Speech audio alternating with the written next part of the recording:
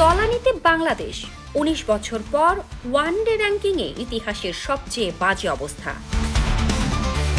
নামতে নামতে একেবারে তলানিতে গিয়ে ঠেকেছে বাংলাদেশের ওয়ানডে ক্রিকেট। ১৯ বছর পর আবারও আইসিসি ওয়ানডে র্যাঙ্কিংয়ের ১০ নম্বরে টাইগাররা। এই অবস্থান যেন এক প্রকার লজ্জার, কষ্টের আর সবচেয়ে বড় কথা চিন্তার। দেশ জুড়ে এখন একটাই প্রশ্ন, আর কত নিচে নামবে শান্ত মিরাজরা? বাংলাদেশের ক্রিকেট যেন এখন ঘোর অন্ধকারে। সবশেষ এক বছরে খেলা ৮টা ওয়ানডের মধ্যে ৭টিই হার। ফলাফল র্যাঙ্কিংয়ের ভয়াবহ পতন।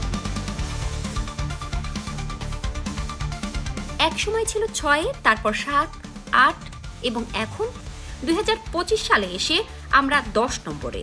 এটা কি শুধুই পরাজয়? না, এটা একটার পর একটা ভুল সিদ্ধান্তের ফল, দায়িত্ব জ্ঞানহীন পারফরমেন্সের প্রতিচ্ছবি। যখন বাংলাদেশ পেছনে হাঁটছে, তখন আফগানিস্তান সামনে ছুটছে বিদ্যুতের গতিতে। কম সুযোগ সুবিধা নিয়ে তারা এখন আইসিসি র্যাঙ্কিংয়ে ৭ নম্বরে। রাশিদ নবীরা প্রমাণ করেছে প্রচেষ্টা থাকলে সবই সম্ভব, আর আমরা শুধু আফসোস আর ব্যর্থতার গল্প লিখছি। কোথায় সেই গৌরবময় দিনগুলো? ২০১৫ বিশ্বকাপ কোয়ার্টার ফাইনাল, ২০১৭তে চ্যাম্পিয়ন্স ট্রফির সেমিফাইনাল, তারপর আর কোনো বড় অর্জন নেই। বিশ্বমঞ্চে শুধু হার, হতাশা আর অজুহাত।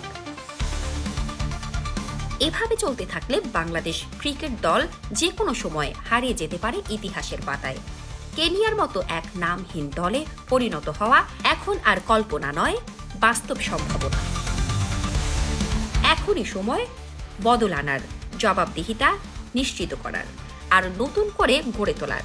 নইলে আজকের ১০ আগামীকাল হয়তো র্যাঙ্কিংয়েই থাকবো না আমরা। Shamsad Shahneen, daily our Bangladesh.